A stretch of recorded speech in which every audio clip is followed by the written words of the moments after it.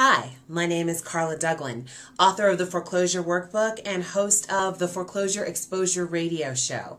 Now, it is my mission in this life to ensure that not another homeowner loses their property because they didn't know the facts or the options that they had when they were facing foreclosure. There was a really disturbing study that came out a few years ago from Freddie Mac that said that 50% of homeowners who lose their properties to foreclosure never reached out to their lender or reached out to a housing counselor to find out what their options were. So I'm here to eradicate that as best as I can.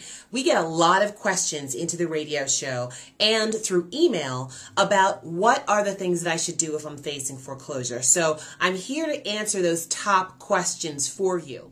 One of the questions that I receive most frequently is, how do I protect myself from foreclosure scams? This is a great question because in this particular housing market, foreclosure scams are very common and getting more and more complex. First, be wary of anyone who tries to rush you through a process.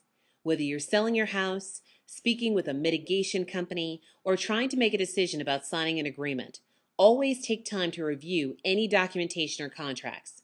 A legitimate third party should have no objection to you taking time to look over the agreements thoroughly or even having a legal representative review them. If they are pressuring you, hold off.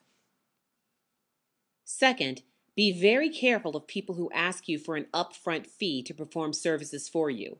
For example, if someone tells you that they can negotiate a workout agreement with your mortgage company for an upfront fee, your radar should go up. These services are not all scammers, mind you, but programs like Making Home Affordable are free for you. Why should you need to pay someone to do this for you? There are more and more companies like these being featured on the news. Do not be a cautionary tale. Third, be wary of any agreement that does not fully release you from your financial obligation to the property. This is not always a scam, but you are going to want an attorney to look over and approve any contract that keeps you tied to a property that someone else is paying the mortgage on. And last, I would caution you to be safe and not sorry.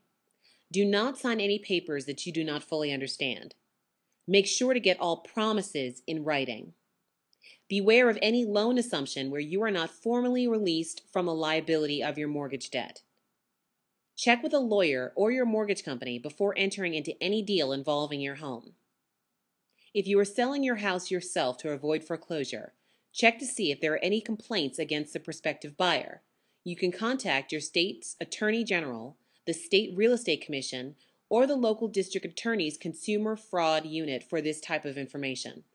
And last, keep a record of every transaction document, including solicitation materials, proof of any payments, business cards, and contracts. For more free tips like these and answers to your most pressing questions about foreclosure prevention and how to save your home and your credit, come and visit us at yourforeclosurequestions.com.